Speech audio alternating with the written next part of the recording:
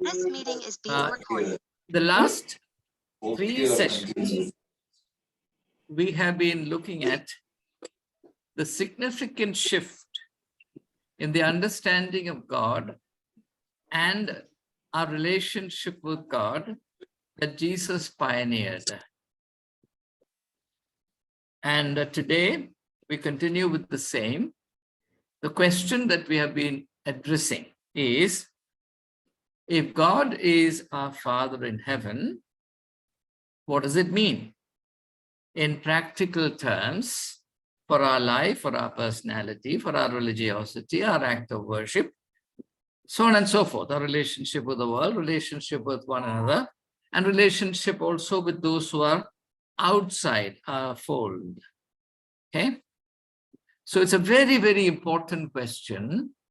And that's the reason why I thought it would be a good investment of our time to go leisurely over this so that ideas can sink in and we can actually discuss it and attain clarity on some of these most fundamental ideas.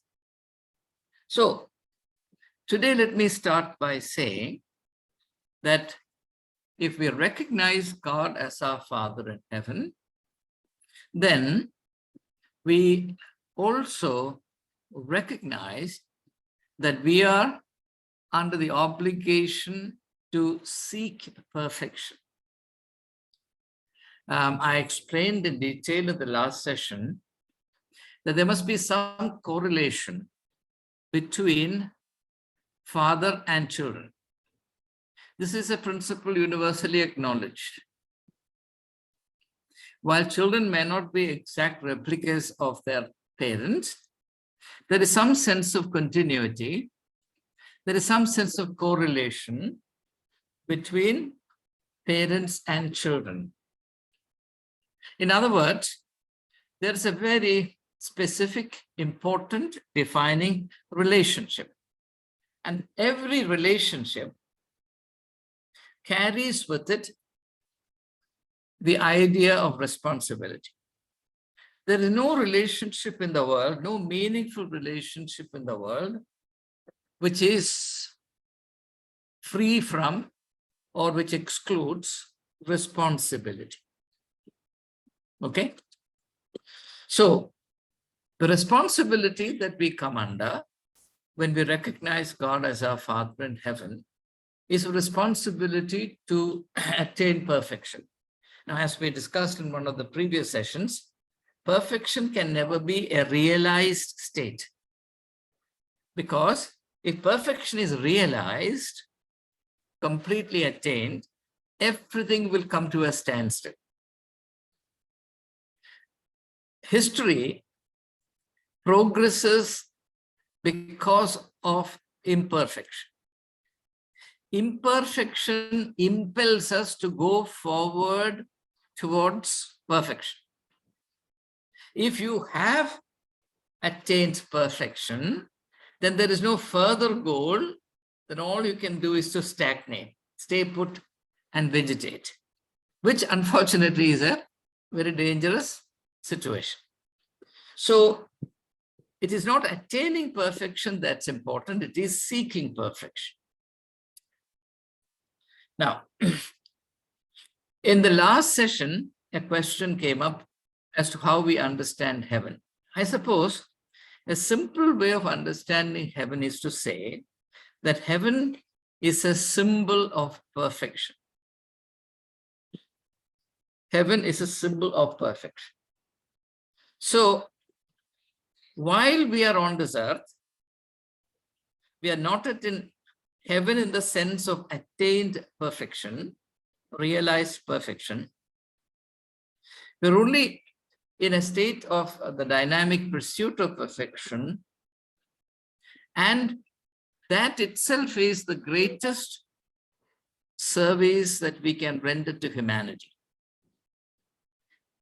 You see, there is this misconception, a benign misconception, but misconception all the same, that the greatest thing we can do to humanity is alleviating or mitigating somebody's suffering, doing some good deeds, doing some service, etc.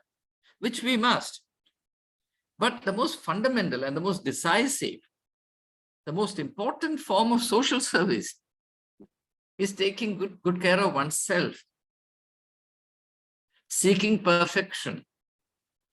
Because if we indeed seek perfection, then our personality attains a certain quality and dynamism which benefits the world around us in ways that we cannot even imagine.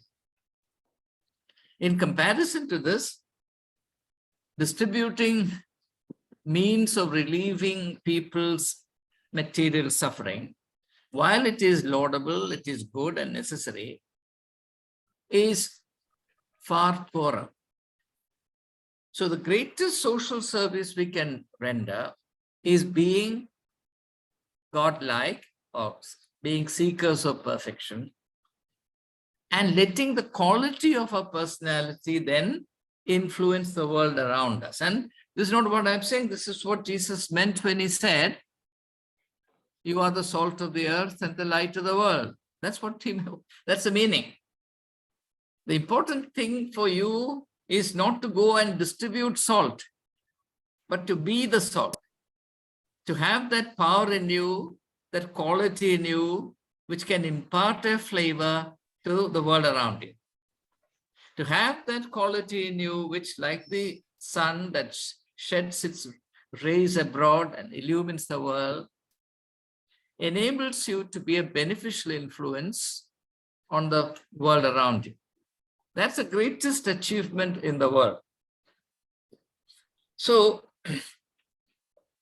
now, when I was doing the previous course, I introduced a concept which is attributed to Charles Darwin, the concept of correlated growth. It's simple, idea is simple, though it might sound a little difficult. What is correlated growth? For example, if one limb in our body grows, all other limbs, all other parts of the body will grow accordingly. Otherwise, the harmony and the equilibrium of the human body will be upset. Now, if you apply the same principle to the spiritual realm, if you as the member of a particular congregation or a particular group or a particular family are like the salt of the earth or the light of the world, then you stimulate very commendable growth towards godliness, towards the most illumined humanity in all around you. Now, let me sort of explain this using very simple secular examples. People have the tendency to imitate each other, right? Suppose you buy an expensive car. Your neighbor also feels like buying something similar. When our children were growing up, we put them to music. We were in Delhi. And practically everyone in that block of building where we lived in St. Stephen's Hospital began to think of sending their children to the same school of music. If we hadn't admitted our children to a school of music, none of them would have joined. Now, every aspect of life illustrates this.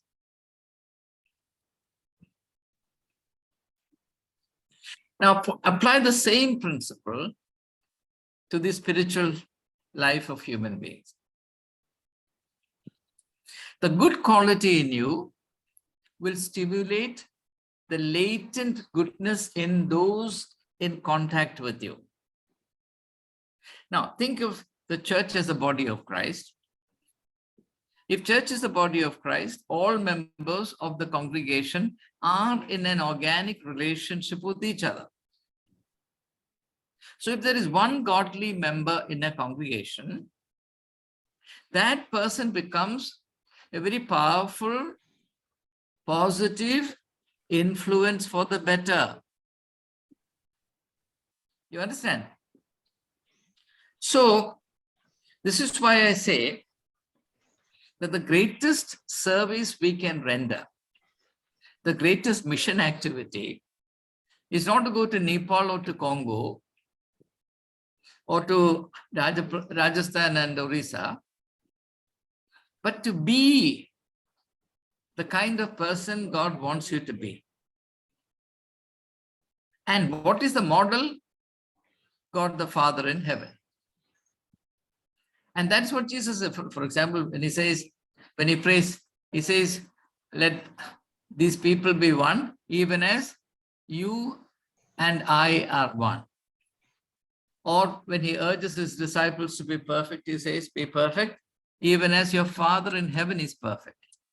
So God becomes a yardstick, the norm, the benchmark. So if there is one person in a congregation who really believes that God is his or her Father in heaven, that person will serve as a spiritual catalyst for the entire congregation. And such a congregation would indeed be blessed. Unfortunately, our understanding of congregational life is purely passive and mechanical, obligatory. You go there, mark your attendance, spend an hour or two there, and then you come home. Absolutely no one goes to a congregation on a Sunday morning with a sense of responsibility to serve as a spiritual catalyst, to illumine the life of that congregation. Now, if you are a parent sending your son or daughter to school in the morning, you should say, you must make a positive contribution to what happens in the classroom. Rather than go to the classroom and remain either passive or as one-way traffic consumer of information, you must establish a positive relationship with your classroom and do what you can to enhance the classroom transaction. I must say this to you, though it might sound that I'm blowing my own trumpet. Even as a middle school boy, I had this concern. So each day I would go to the classroom, preparing all the class lessons in advance, so that two things happen. One, I will be joyful while attending the class. Secondly, I will be able to contribute something to classroom transactions.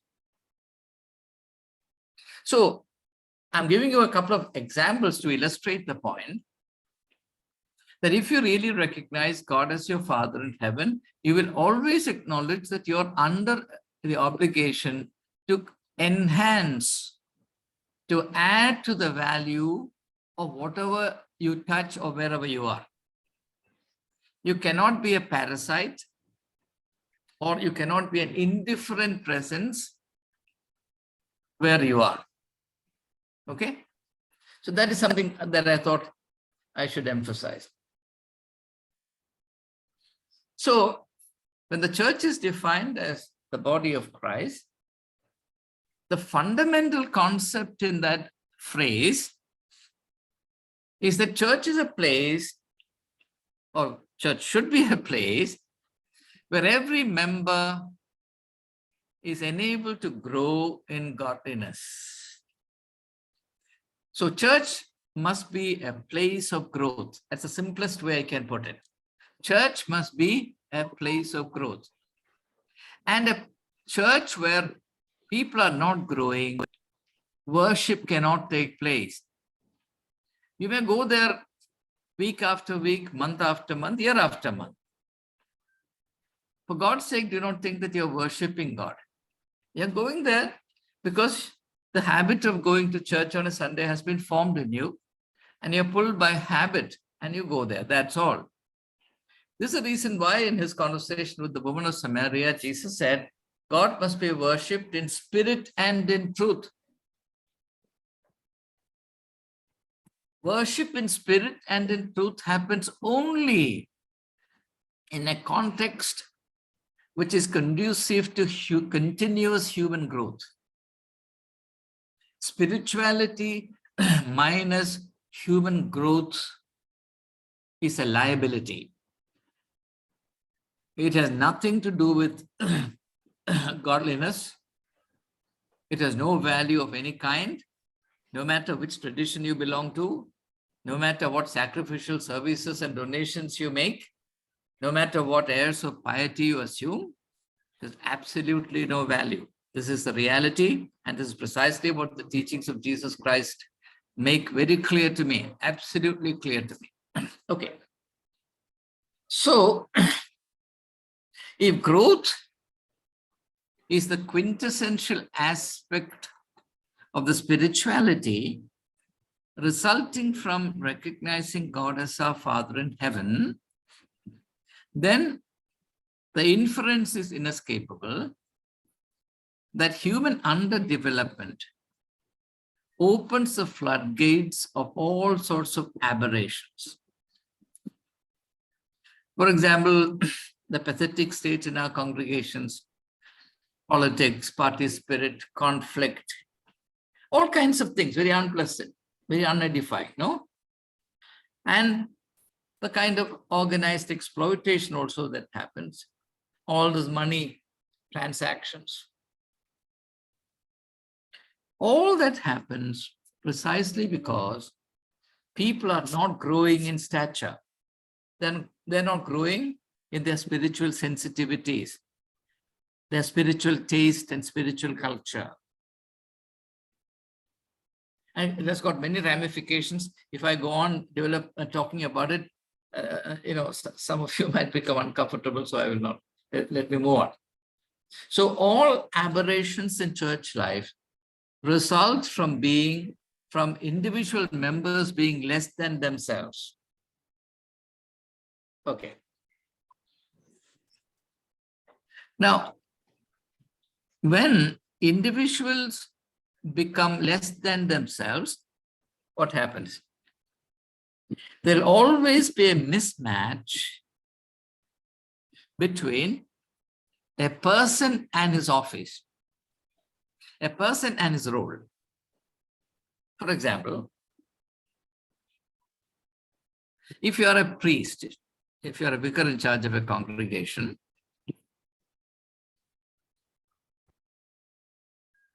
you may not be equal to that task. You may have nothing to contribute to the spiritual edification of the people.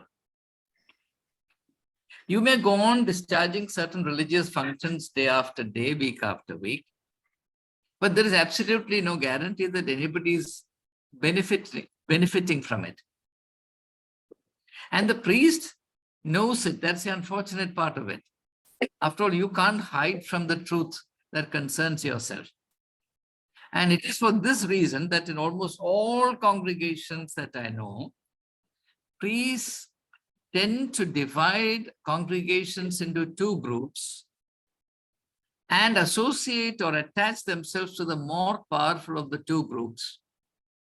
That's how they control the given congregation. Because they don't have the spiritual authority to hold the congregation in discipline, they use the worldly strategy of divide and rule. Now, if you were to keep your eyes and ears open, you will see that this is precisely what happens everywhere, but there's no difference between denominations. Even Pentecostal congregations are like that. So, my submission, therefore, is that all these things urge us to recognize one thing, and that is people are not growing up spiritually. That is to say, even though we lisp, we parrot that God is our Father in heaven, this revelation by Jesus does not mean a straw for us. We don't care two hoots for it. With what we say with our lips, we contradict with our total life. And this is the poverty, this is the bankruptcy in which we live. The sooner we realize it, the better. Okay. Now, related to this is the issue of leadership. Now, in the Christian biblical spiritual understanding of leadership, I don't know if anyone has said this to you, leadership is fundamentally stewardship. Leadership is stewardship. That is how Christian idea of leadership differs from the worldly idea of leadership. You remember Jesus saying to the sons of Zebedee, James and John, in the world, men love to lord it over others. That is the worldly idea of leadership. Whereas the spiritual idea of leadership is stewardship. Now, what is stewardship? Taking care of. Please don't. Stewardship is taking care of. Now, what is taking care of? Protecting and increasing the worth of whatever is entrusted to you. That's the idea of stewardship. See, then again, there are two different ideas of stewardship. One is, I keep something as it is. See, I received, say 10 rupees, I return to you 10 rupees. Now you think of the parable of the talents. The good and faithful servants multiplied the talents, and that is stewardship. Whereas the foolish servant went and dug a pit and hid his talent so that when the master came, he would be able to return it as it is. Now that is not stewardship. That is not spiritually valid stewardship. So we must get it into our heads that if a pastor, a priest, or a vicar, or a presbyter is exercising Christian stewardship over his congregation, the inevitable result is that there will be a growth in spiritual maturity, spiritual understanding, spiritual talents, spiritual fruits. Okay? A priest who holds the fort for 3 years and leaves the congregation as he found it is not a priest. Okay? Actually, my friends, I don't know if you know this idea of giving to priests only a 3-year tenure had a good intention behind it. And that is, if a congregation is given various priests with diverse talents to steward them, then the congregation would have the benefit of different types of spiritual offices and gifts, so that the congregation can be stimulated to grow in an all-round manner. Okay, you understand? Now, that idea, that positive, sound idea will work only if you have priests who care to develop their specific God-given gifts. What if you are stewarded by priests who are simply parasites on the system and sycophants to the bishops? Because that's the only way they can get plum postings. What will happen to the congregation? The congregation will stay frozen and bankrupt. We will become anthills. And that's what's happening. Unfortunately, people don't have the spiritual understanding to recognize this, and therefore this goes on and on and on. And priests are praised for anything but what they should be doing. Anyway, please think about these things. So the issue of leadership must be paid very particular attention to, because in the teachings of Jesus Christ, there are very specific, powerful, radical teachings on leadership. So ask a simple question. How can a man who cannot take care of himself take care of others? If a priest has not developed his own gifts, how will he help 200 members, 300 member congregations to develop the gifts of everybody else? You see, the classic understanding of ministry, priestly ministry, is that a priest is not someone who does everything. A priest is basically a liberator of human gifts and talents. Someone who liberates and empowers, develops, celebrates the gifts of the people. Instead, what's happening? Priests come and dominate everything. You can't look left or right without the priest's permission. You cannot do anything without the priest presiding. He exercises utter monopoly, tyrannical control over every aspect of your life, simply because he doesn't have the foggiest idea as to what priesthood means. And since the congregations also do not know, the arrangement works very well. That's why Jesus said it is like the blind leading the blind. Okay? Well, a great deal needs to be said about it.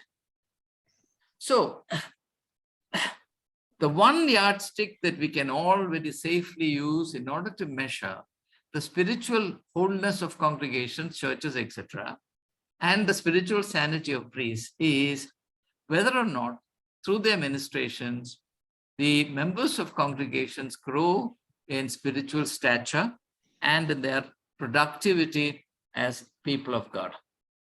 So, the next important implication, if God is our Father in heaven, we have a duty to grow into, and it's very interesting that in the English language, there is sonship, right?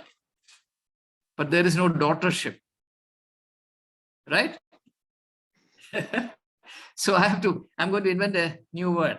So if God is our Father in heaven, then we have a duty to grow into childrenship, children of God, right? Gospel of John, chapter 1, verse 12. To all who received him and believed in his name, to them he gave the authority to become the children of God. Okay, so childrenship. Okay. So now, you remember the teaching in this 18th chapter of Matthew's Gospel. Truly, truly, I say to you, unless you turn back and become like children, you shall in no wise enter the kingdom of God. Now, I'm going to give you an interpretation of that passage very briefly, only one idea. Now, when Jesus says, turn back and become like children, please understand, it is not an exhortation to become infantile, puerile, but to become children in relation to God, not children in relation to man. How can you, aged 40, 50, 60, 70, as in my case, turn back and become like children in relation to man? It's always, and this is never taught. At least in 70 years of my life as a Christian, I have never heard anyone say this to me or to anyone else. We have to be children in relation to God. So, worship must become an expression and a renewal of that relationship. What is worship? Worship is nothing but a routine expression as well as renewal of our relationship with God as children. That's what worship is. We must pray not because we expect a ton of goodies to fall into our lap. We must pray because it's good to be in conversation with God, because we are children of God, just as parents. Children have a need to relate to parents and vice versa. Worship is nothing but this, a relationship. But we are used to this kind of highly ritualized, formal, ceremonial kind of thing, all kinds of spectacles, all kinds of unnatural, artificial things, theatrical, stylized, anything but natural. We have a totally wonky idea of what worship is. This is the reason why nobody experiences God inside a church. You conduct a survey, if you think I'm exaggerating the case, you conduct a survey, go to 10 congregations, interview 10 persons each, ask each one of them, have you had ever an awareness of God, a God's presence inside the church? I can guarantee you that 100 out of 100% will say no, unless that person out of being partial to the congregation lies through his teeth.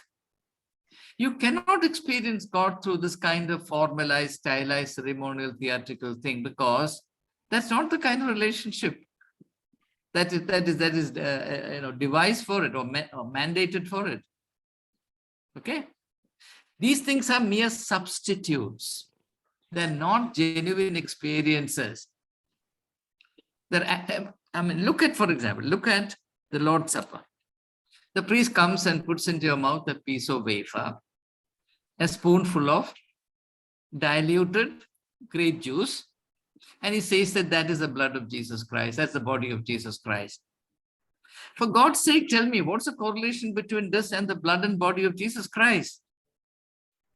Everything is a substitution. You understand? And then, of course, this kind of complicated theological doctrines are created, transubstantiation, veiled presence, hidden presence, or memorial view of things. All kinds of explanations are invented in order to cover up the fact that this is a substitute for the real Christ experience.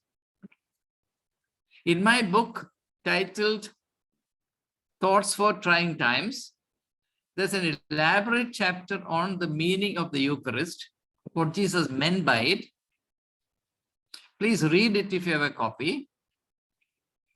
I cannot summarize a long chapter here. So, religion comprises almost entirely of God's substitutes. And these God substitutes actually hinder the experience of God. It is for this reason, my dear friends, if you were to read the history of saints, you will not come across a single person who encountered God inside a church. St. Francis of Assisi, for example, encountered God when he was riding horseback.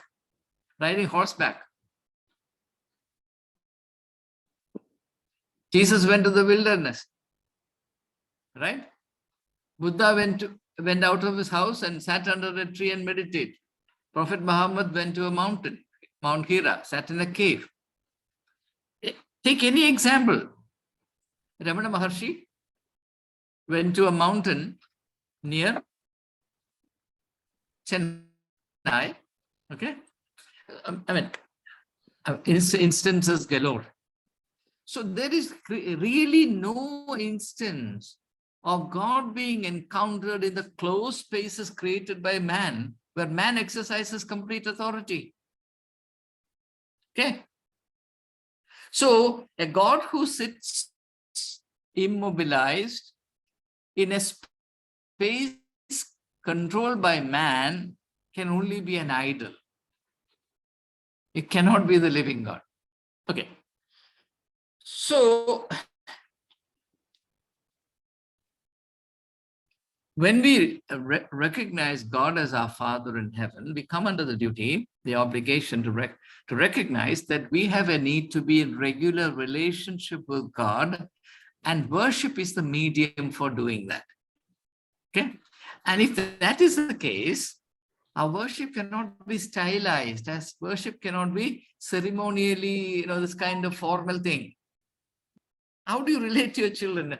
How do your children relate to you? In this manner? this kind of heavily formalized manner? Do you expect your children to sit and praise you using all kinds of extravagant language? You are the greatest man. You are, and when you say, Dad, can you give me my fees? And then you say, glory, hallelujah, and you shout and you speak in tongues. And I mean, is this the way you talk? Your children talk to you? Really? I mean, are you not shocked? Are you not shocked at this utter obscenity, a total perversion of a relationship? There is a story of a young lady of marriageable age. A young chap came to see her, intending to marry her. So they were carrying on her conversation, and she was a newsreader in All India Radio. So after answering every question, the man would ask her, she would say, this is All India Radio giving you the news. You understand? So that is how we are in the way we conduct ourselves in the presence of God. That's exactly how we are. Do you see any of this dance and drama in the way Jesus related to his Father in heaven? Anywhere? One instance? Absolutely not. But if I say this, many people will be upset, and I will be caricatured as an enemy of Christianity, right? When will we ever become natural in our relationship with God? Or do you really believe that God is unnatural? God is a bundle of aberrations. For the life of me, I can't understand a God who is flattered by our sycophancy. The words that we use, the way we strain ourselves to flatter God and all the rest of it. I mean, it's absolutely upsetting. Okay. So finally,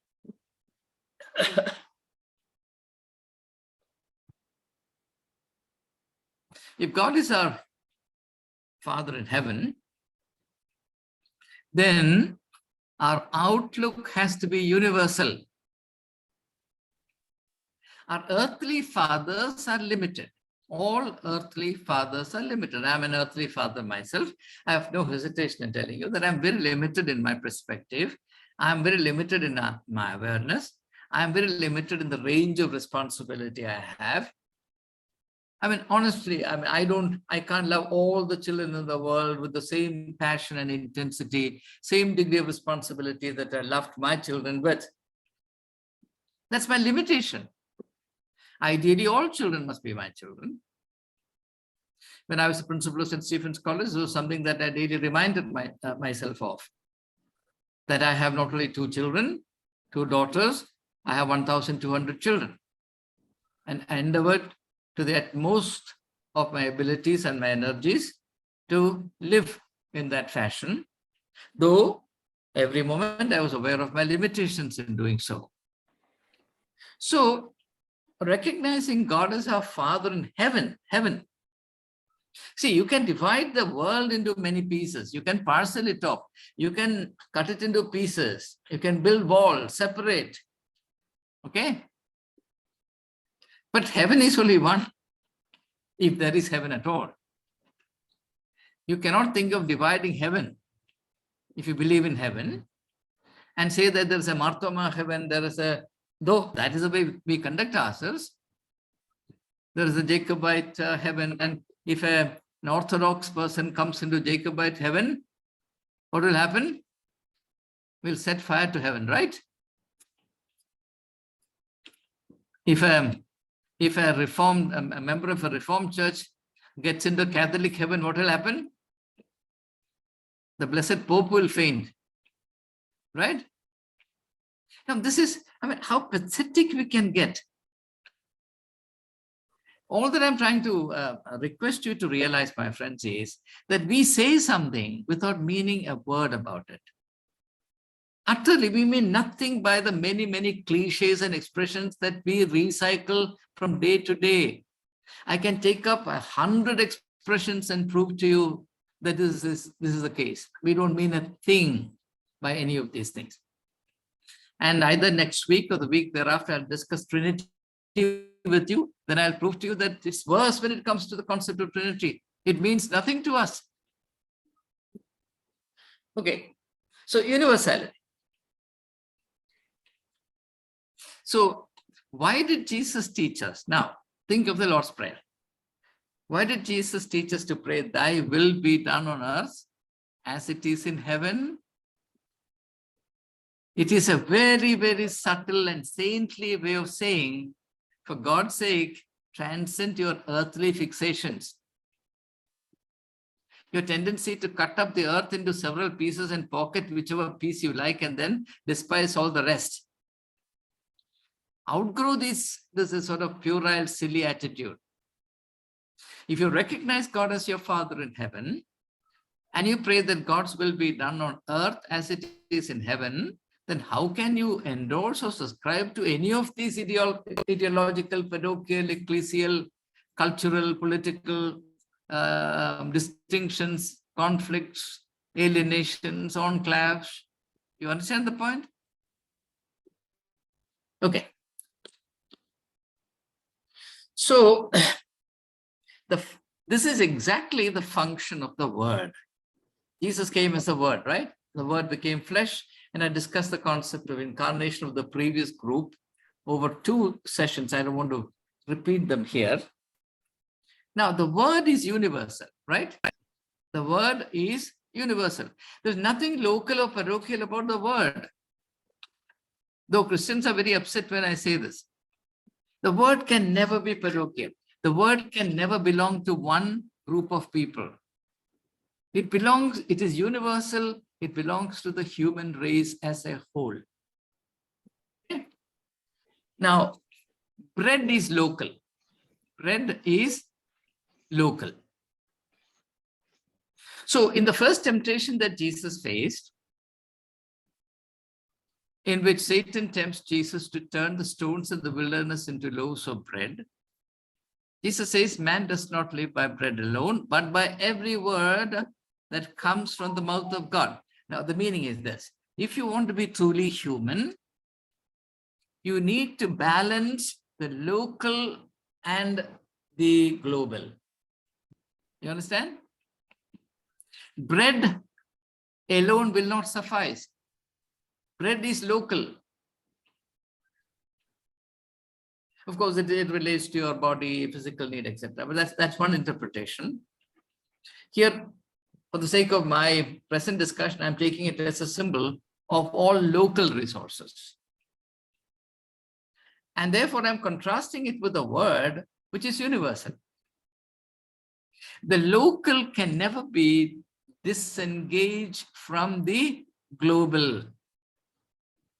The here and now, the given, should not be separated from the universal. Now, again, in my book, I've explained this in great detail in the chapter where I interpret the teaching. You are the salt of the earth, the light of the world. These are all universal things. Your identity must be universal, not local and parochial. Your sense of responsibility must be universal. For you to accept any narrow parochial obligation and to allow yourself to be confined to it is tantamount to spiritual suicide. Though this is considered to be fidelity or faithfulness to particular denominations and churches. You know, in the days that I used to be a hectic convention preacher, the Delhi bishop summoned me and told me, you cannot go around preaching in all conventions. So I said, why? He said, you are my priest. So you can only do what I permit you to do. You are roaming all over the place without taking permission from me. So I had to tell him very politely that I am not a priest of a particular church. I am a priest in a particular church. You understand? I don't belong to any church. I merely exercise a ministry within a church. No church will own me body and soul. Obviously, he was not very pleased to hear that from me, but he was not in any position to take any action against it, so he swallowed it. So, to be a child of God is to also acquire this kind of universal outlook. And the same thing is the ministry of the Spirit. Now, please pay attention to this. The Spirit is universal. Local spirits, if at all there are such spirits, they are devils. So in Kerala, when I was growing up as a young boy, I was exposed to all kinds of superstitions. Certain classes or certain types of devils will come and haunt certain types of trees. Some are partial to cemeteries, so on and so forth. They are local phenomena. But the Spirit of God cannot be local. The Spirit of God can only be universal. Now you think of all the tamasha that's being enacted in the name of the Spirit of God, including speaking in tongues, so on and so forth. The Pentecostals and charismatic saying that only they can have the anointing of the Spirit. What do they know of the Spirit of God? I don't want to discuss this very unfortunate phenomenon of speaking in tongues, which is a complete rejection of the idea, not only of universality, but even of the local situation, one's own context. You speak in tongues so that nobody should understand you. Okay? There are other psychological factors to it. If anybody is curious, we can discuss. So, you look at any provisions God has made, you look at any aspect of biblical spirituality, you look at any teaching of Jesus Christ, you look at the initiative of Jesus Christ, you find one thing. Jesus steadily, systematically, unapologetically transcended all divisive labels and walls of separation. That's why Paul, writing to Colossians, says that Jesus dismantled the walls of division. Okay? And those who allow themselves to be imprisoned within parochial walls are slaves. And after all, Jesus came to liberate people from their slavery to religion, first and foremost. So, I think I'll conclude, I'll stop at this point. I'm sure that you'll have many questions to raise. We can spend the next half an hour or 40, 45 minutes discussing those. Okay?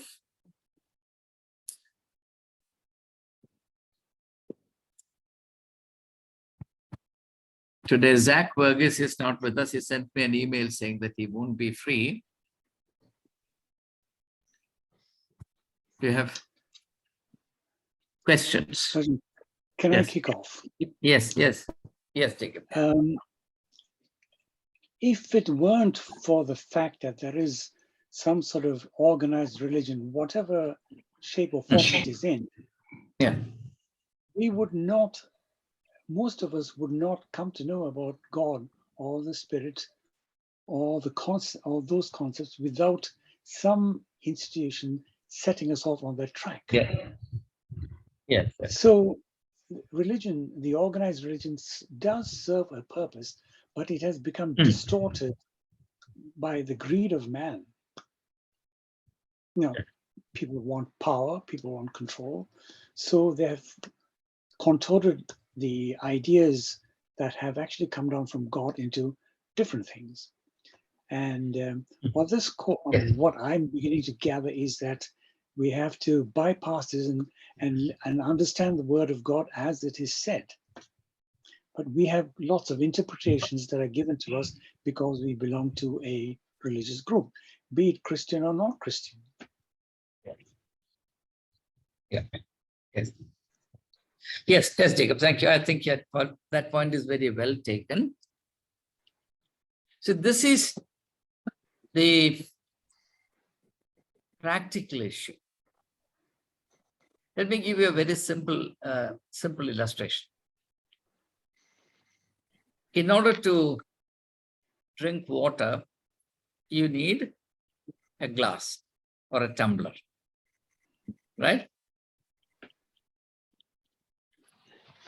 But what if over a period of time, the emphasis shifts entirely from water to the tumbler or glass? That's the issue. Unfortunately, this happens not even because somebody is wicked. It happens by way of natural drift. See, gradually, one after the other, very subtle changes are introduced by way of accommodating to emerging realities, etc., changing context. So over a long period of time, like the movement of the hour handle on the face of the clock, no one realizes that change is happening.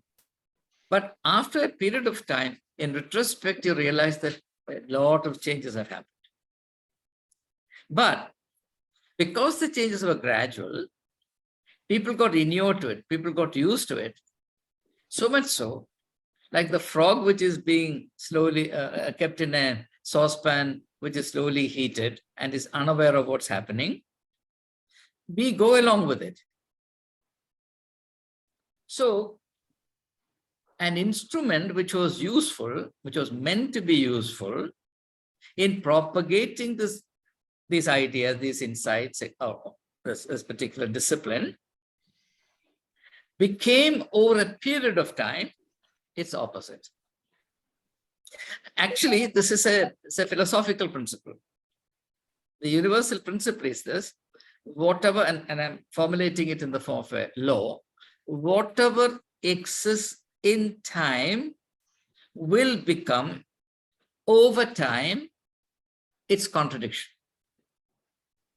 You understand? Whatever exists in time will become, over time means over a period of time, gradually, its opposite. For example, the ready example is that, begin the day in the morning and then becomes night. You're once upon a time a handsome, energetic young man, a teenager. Over a period of time, you and I became something different. So the changes that happen, this is in a span of 60 or 70 years. In that case, what about the changes that happen over a period of 500 years, 1,000 years, or even 100 years? So this is the reason why vigilance is enjoined upon us. Discerning vigilance, that is, people who participate in a spiritual tradition are required to be continually vigilant about what is being done to it by the pragmatists. Because in every tradition, in every context, there are two contrary,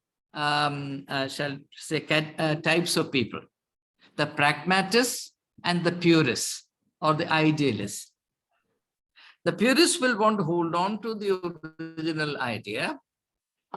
The pragmatists would want to edit it, change it, adapt it so that it fits into the new situation.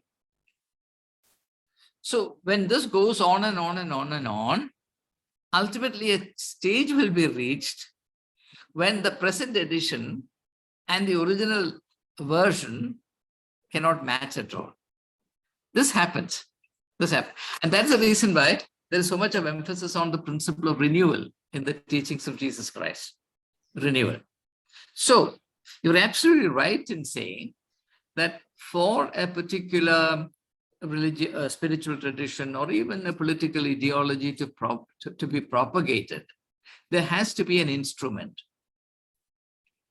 But the interplay between the instrument and the substance, the content, must be very zealously, carefully watched over a period of time. Otherwise, what happened to Gandhism under the stewardship of Gandhians? What happened to Christianity, the teachings of Jesus Christ in the stewardship of Christians? It will continue to happen. So the original meanings are always lost sight of. As for that's precisely what we have been trying to understand today. I mean, what does it mean? What does it mean for us to be the children of God? Surely there was some understanding of this in the early church. And that is reflected in the way they related to each other, the way they related to the wealth of the world, the way they organized themselves, which was not ceremonial, which was not hierarchical, which was not top-down. But all that changed over a period of time. So ultimately, the instrument overwhelmed the very purpose for which it was devised. And that is the problem that I'm trying to highlight. So, is it possible to dispense with this instrument? Well, now, many traditions, say family traditions, are handed down, say, from parents to children. Or if you go to tribal context, both religious traditions and skills, traditional skills, are handed down without institutions, formal institutions. Their family may be their institution, or certain guilds may be their institution, but this kind of hierarchical institutions are not found. And yet, traditions have survived for centuries, for millennia actually. Actually, organized human efforts have happened only for a very short span of human history compared to the larger span of history, the period during which this kind of ceremonial administrative structures safeguarded certain spiritual or religious traditions is a very small period of time. But within that small period of time, it corrupted what it sought to propagate. So this is the dilemma that we face. How can we actually have means for propagation without letting them corrupt what they're required to propagate? Okay. Now, suppose the original meaning is completely perverted, then what is the profit in propagating it? In fact, it is best not to propagate it, because we'll be propagating falsehood. Okay. So, propagating things godly, assuming that our understanding of God is right, whereas in actual point of fact, our understanding may be dangerously wrong. No matter with what zeal this project is prosecuted, is not an achievement, but it is a disservice to humanity. That's the truth of the matter, though it is difficult for us to accept it. Okay, but that's what I think. Do you have further questions on this, Jacob? No, thank you for that. I was trying to come to an understanding of, because if God really wanted us to have an understanding, he's probably using, the organized religion at the moment to make us ask the questions, and which is what we're doing here.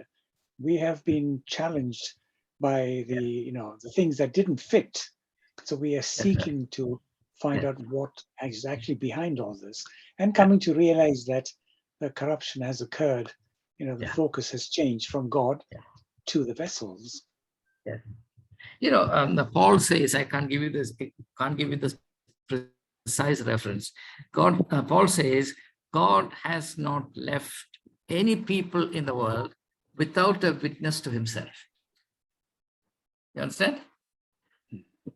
Now, if you really follow that strand of Pauline thought, then you realize that maybe in the plan of God, these instruments which we consider to be so absolutely essential may not be all that essential. Because after all, if God has planted these seeds of godliness in the soul of human beings universally. And when he says it in a most comprehensive manner, he says, God has not left out a single people without implanting in them this seed of godliness. All right. So in other words, this seed can sprout and become a universal tree in any context. So to say that, now if I put it philosophically, I would say that to assume that God is dependent on man-made institutions for the survival, or for his survival in the minds or the hearts of people, is to actually mock God. In which case, God becomes completely dependent on human resources. After all, churches are institutions created by man. There's no doubt about it. Jesus did not create it, right? So there's no basis for us saying or believing that God is abjectly dependent on man-made institutions for his survival in humanity. You understand? So in that way, it actually insults God. Paul's position is much better, where he says that God has not left any people without an intuition of true godliness in them. And when you reach out to people, you're not actually bringing something new into them. You're simply trying to wake up the dormant seed of godliness that God has already sown in them. So in that sense, the importance that we have traditionally attached to church and church activities may be very grossly exaggerated. Even in its, say, purer functions, leave alone aberrations, these instrumentalities may have only a very, very limited role to play. Okay? Well, think about it. Any other question? So may I ask a question? Yes. Yeah. Yes, Hari, good. I had two questions related to the same thing. So you, in the last session, and you spoke about how when it comes to Christianity, there shouldn't be hierarchy. And this session, you spoke about what does it mean to be a Christian leader. So my first question was whether it is applicable to contexts outside of the church. And second question is whether stewardship is the same as being a servant. Yes, precisely. Now, first question, whether these teachings are applicable to context outside of organized Christianity, right? Yes. Now, I said in one of the sessions a few months ago that the world as a whole is organized on a contrary principle, that is the principle of power. Okay? Everything in this world works on power. Money power, political power, economic power, cultural power, whatever, economic power. Whereas the spiritual world functions in terms of love. Now, when you actually function in terms of the spiritual ideal of love and what it entails and the discipline that it prescribes, within systems that are organized entirely on power, the result will be traumatic. Suffering is inevitable. There will be no profit in it. One could end up completely defeated, totally destroyed. So therefore, the need to suffer is directly attached to the adventure of taking religious ideals or spiritual ideals and ways of life into the worldly context. And yet, the question arises, why should one do this? We should do this because the only way the malady of the world can be mitigated is by bringing the antidote of love into this scheme of power. Because when anything is organized on power as a shaping paradigm, It creates victims after victims after victims. Power creates stratified categories of victims. Each category will be oppressed by the category above it. The most powerful man at the top of the pyramid, he oppresses those below him. They oppress in turn those below them, and it passed down to the lowest level, the base. That's how the power structures operate. There is no equality, there's no egalitarianism in power structures. So that is the reason why B.R. Ambedkar said that the dream of equality, particularly in the Indian context, is completely unrealistic. And in an interview that he gave to BBC, I think in 1955, 53 or 54, he died in 56. He said that democracy will be a failed experiment in India because for democracy to survive, there must be the foundation of equality. The one thing that the Indian society will never accept, he said in 1,000 times, is equality. But frankly, it's not just the Indian society. Which society in the world accepts equality? Well, you can have the rudiments of equality institutionalized through the rubrics of law. That is possible. In the sense of avoidance of discrimination. Now, in the Indian Constitution also, Articles 14 and 15, both equality is guaranteed and protection against discrimination is also assured. But it remains in the printed book. The social realities are extremely different. In the church also, there is no equality. Nowhere have I found equality. So, when we take religious or spiritual ideals into the world, the one thing we should not do is to expect smooth sailing or an easy passage. We must do it, but do it with the willingness to suffer. That's why Jesus said, "Blessed are you when men revile you and persecute you and say all manner of evil falsely against you for my sake.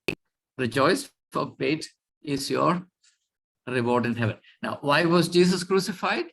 Precisely because he came as an embodiment of God's love into this context, which is brutally dominated by power. The consequence is a cross, and this is a universal pattern. It can never change. Wherever you try to introduce a spiritual element, whether it is inside the church, outside the church, you're bound to suffer. There's no question about it. And those who cannot accept the necessity to suffer cannot undertake any spiritual mission or spiritual role. That's the first thing. The second is about servanthood. Well, that is precisely the model Jesus demonstrated. He washed the feet of his disciples mainly to institutionalize this idea that this hierarchical principle must be offset against the willingness of the leader to be the servant of all. After all, he had already articulated and verbalized it in the 10th chapter of Luke's Gospel, verses 41 to 45. Even so, the Son of Man has come not to be served, but to serve and to give his life as a ransom for the world. So this idea that the leader of the people must be a humble servant of the people. But the thing is this, that humility must be very clearly understood.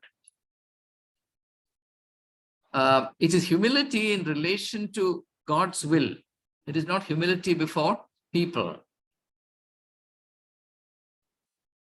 Now, if it is humility before human beings, then what happens is you end up legitimizing this hierarchical, unequal society, because in this world, humility is offered only to those who are socially, politically superior.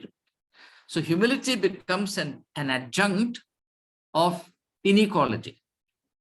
You're never really humble before those who are inferior to you. If you are humble before those who are, you're a doctor, Harikirtan. There are junior doctors with you. There's someone junior to you even by 2 years. You conduct yourself in the most humble manner towards them. They will be disoriented. They'll be very surprised. You try this because they're not used to it. They don't understand why it is. What useful purpose will it serve? And 9 cases out of 10, people will see it as an invitation to play hell with you. Because people can't understand the value of humility. Those who are conditioned to a system of power and domination cannot get attuned to a system of equality issuing from love. Now, you remove love from equality, then equality becomes slavery. Sorry, humility becomes slavery and self-abnegation, self-subjugation. So, humility in the divine sense of the word remains authentic only within a framework of love, in a culture of love. In the framework of power, it's always misunderstood as weakness. And that is the reason why those who want to be the leaders of the people try to make everyone feel the burden of inequality in relation to them. The entire nation must be servants to them, and they will lord it over them. And the people on their part derive some perverse delight in being thus tyrannized over by somebody they, for whatever reasons, consider to be larger than life characters. Okay? They're men of clay, but we, by common consent, transform them into larger than life characters, and we fall flat before them.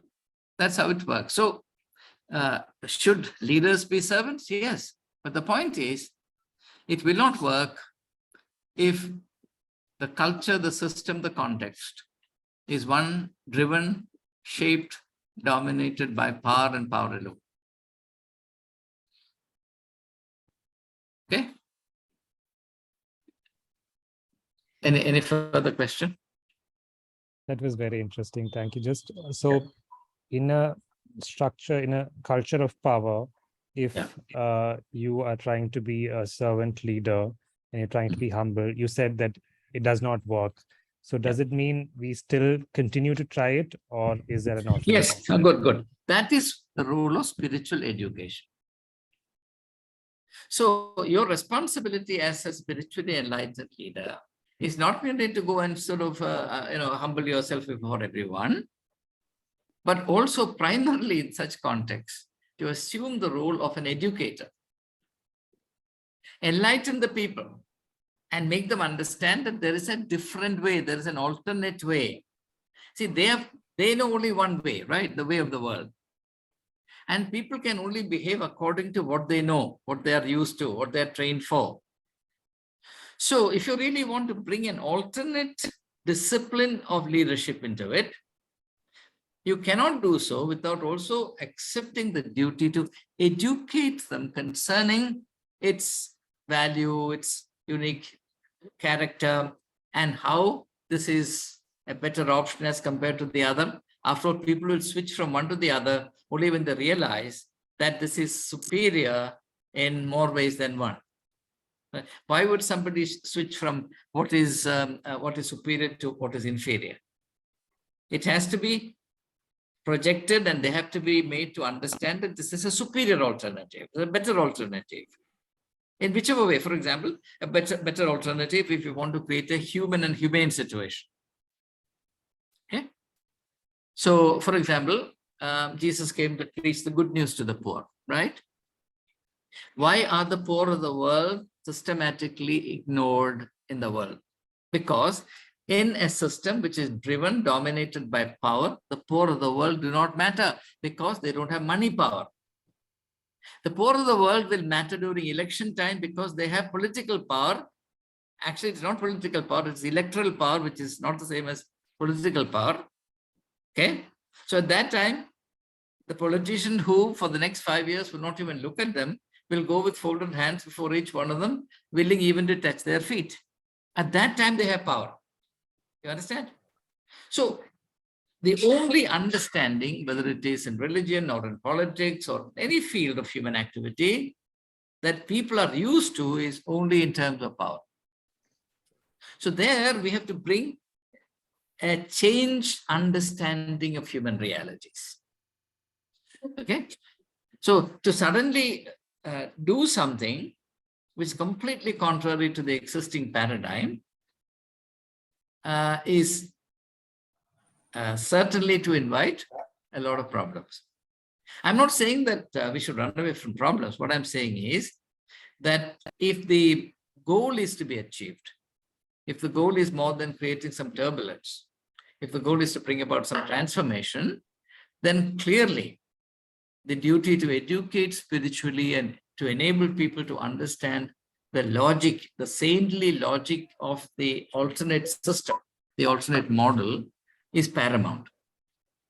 Without that, this is what is called preparing the way.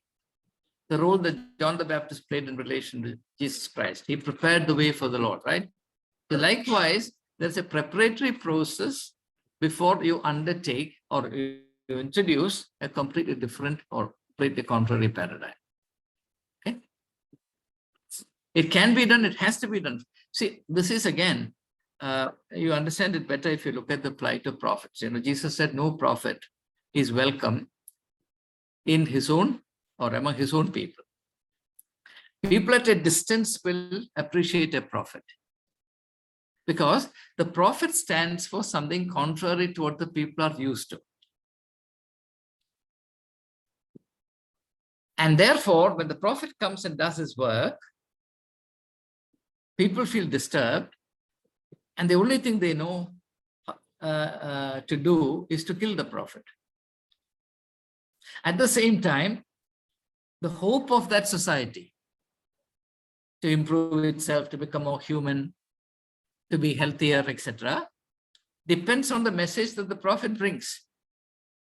So the paradox of the predicament of the prophet is, in relation to the society needs as well as despises the prophet. Okay? And paradoxically, the proof that the work of the prophet is relevant and necessary is that he's persecuted by the people. Okay? All right. Anything else?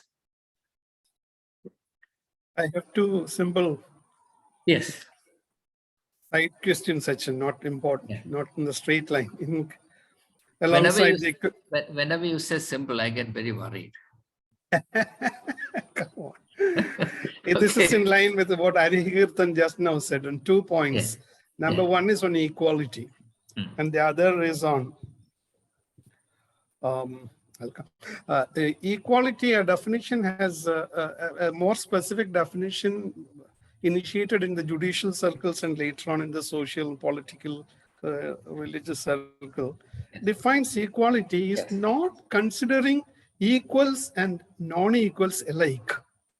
Yes. The differences, God has created differences. We need to recognize it. You cannot override it. So it's not completely treating equals and non-equals or unequals or inequals alike. But it is basically giving the opportunity equally to all. What you benefit out of it, what you deliver out of it, strikes the difference. So if we understand equality in that particular context, much of these questions would, I think, subside. Number two is about the humility. What we, in a very similar tone, humility does not mean, oh, I am nothing, I am nothing, I am poor, I am dust. This is fancy. Humility is maintaining your own level, structure, standard, concept, whatever. Keep your personality intact, but considering the other person above you. So if we take these two concepts deep into our minds, I think most of this question would could be faced. Your opinion on that, Achin?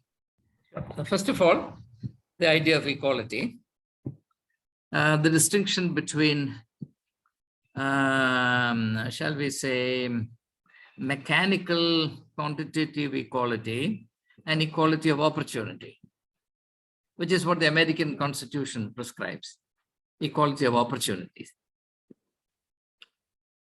Now, the point is this. You may create on paper equality of opportunities, but you will not be able to address, as you should, the inequality of empowerment. For example, through education. If there are different strands of education, each superior to the other, then through education, you're actually creating different orders of merit artificially. You see, the poor man, the poor child, given the same opportunities as the opportunity that the child of an affluent house has in being admitted to a good school, quote unquote good school, his or her merit would have developed. Okay? Well, now you say that everybody has equal opportunities to get this job. Pardon me, that's not real, because I'm illiterate. By force of circumstances, I was not able to acquire even literacy. I mean, on paper, I have the same opportunity as somebody else has to become a civil servant, but I can't read and write. Or I can read and write, but my school education is so hopelessly inadequate.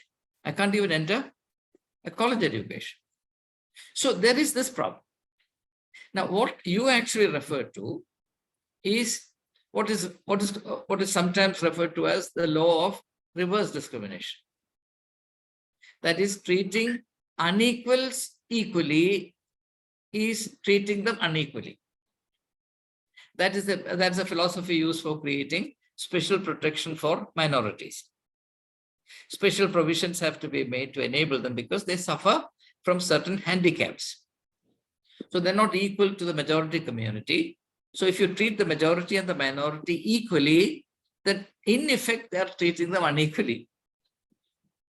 I mean, like in sports, if say you're a 20-year-old athlete, I'm a 70-year-old athlete, there has to be a handicap given to me. So if it's a 100 meters race, if the young man is made to run 100 meters, I should be asked to run only 60 meters during the same period of time. That's compensation, right? Only then is it equal. Even then I will lose. Even then, even when I'm given this 40-meter handicap, I could lose. But my handicap has been, at least in theory, attempted to be compensated. That compensation doesn't exist. And it cannot be stretched very far. Therefore, that's why I'm saying that we can have all kinds of theories and talks about equality. And the idea of equality that I had in mind was not the equality that you sort of refer to in the same, everybody having the same income, the same way of life. And that's not what I meant. Certainly not. That is not even desirable. That's not desirable. You cannot create that kind of a situation without destroying human freedom and initiative completely. You start 10 people on the same line, same level, leave them free. At the end of 10 years, they'll be at 10 different levels. That you have to accept. But the point is, are you giving to all these people the same opportunities? And furthermore, are you also giving to them opportunities for employment and self-fulfillment at the end of that process? Because if you are not, cumulatively, two burdens are passed on to the next generation.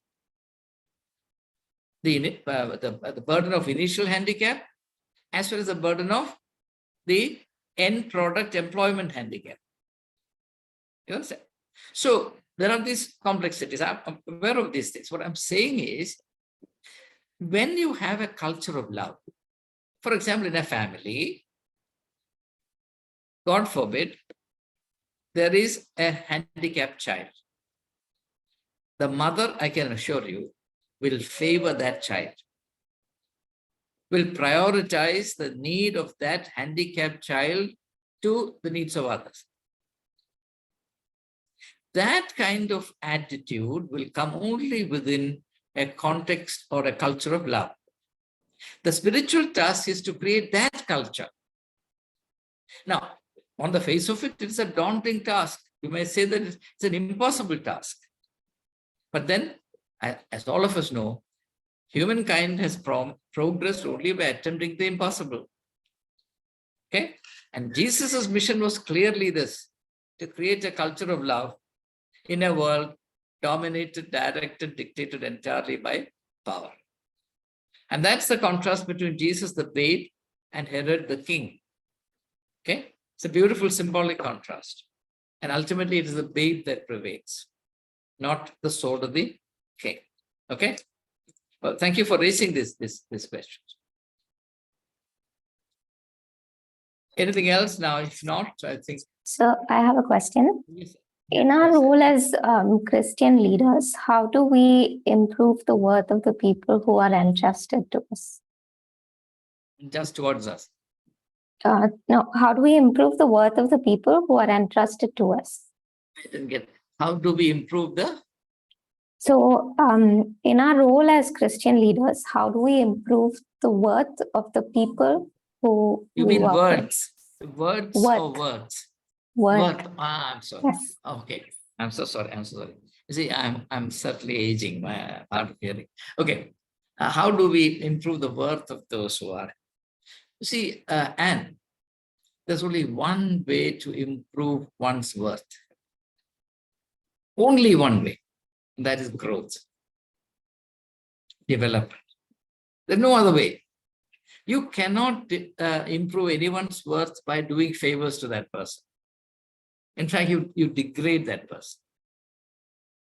You actually deactivate whatever motivation there might be for that person to improve oneself. Now, how do you improve? How do you facilitate the growth of a person? Now, there are two completely different approaches, and this is from my experience as an educator, as a teacher. One is by exerting external pressure. That is, for example, if you want promotion in your job, you should have, say, 6 peer-reviewed publications. It's an external compulsion, right? Or you should have presented papers at the national and international level conferences. Or you should have some patent discoveries in your name. Whatever it is, these are all external compulsions. But there is another approach. The approach is creating in a person an inward motivation to improve himself. I believe the second is better. Because that's the law of nature. If you're a farmer, you plant a seedling, you don't squeeze it to grow faster. All you do is you create conditions favorable for that sapling to grow in its own way, its own time.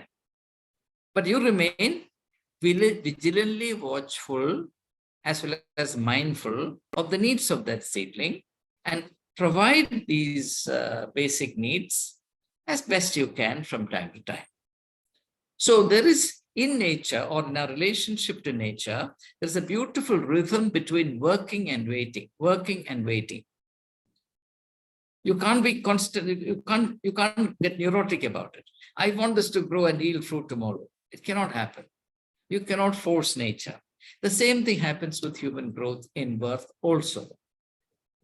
Unless and until a person is inwardly impelled to improve himself and also to experience real happiness in that process and the experience of self-development, self-improvement, I believe nothing much can happen. Therefore, in your role as a leader or a person in charge of an effort or whatever, the best thing you can do, I believe, is to create an environment wherein individuals experience an impulsion, an inner motivation to improve themselves continually. I believe this was the strength of CMC alone. Okay? But this can happen in two different ways. One, I must be at my best in order to give the best to my patients. Number two, I must be at my best in order to be very active on the international symposium or seminar conference network for my own benefit. The two are different. What CMC promoted for a long time was the first kind. Now I sense that there is a gradual shift to the second.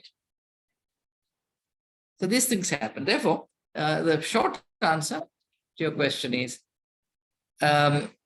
create an environment conducive to the development of the individual or individuals concerned. Okay. And also at the same time, I would say, lead by example. That's an important aspect of creating that environment. If as the leader, you are stagnating, vegetating, and you give very soul-stirring speeches, you must all improve yourself, and there's nothing to show for it in your own record, then you don't help anyone at all. This is why, in the main presentation, I said that the best social service, the best service you can render to humanity is taking the best care of yourself. All this was comprehended in that. Okay. Okay. I think on that note, we'll conclude unless there is some very urgent, desperate question. Well, thank you very much for joining, and until we meet again, may you be safe and may all that's good and beautiful come your way. Thank you very much. Goodbye. Thank you, Achin. Thank you, Yeah, Achin. Thank you very much. Baboy and Alice were quiet today. Doesn't matter. Maybe next week we'll hear them. Next week, George. Next week. Cheers. Thank you very much. Thank you. Thank you, Achin, once again for the thought-provoking discourse. Appreciate very much. And thank God for you. Alice is muted. Alice.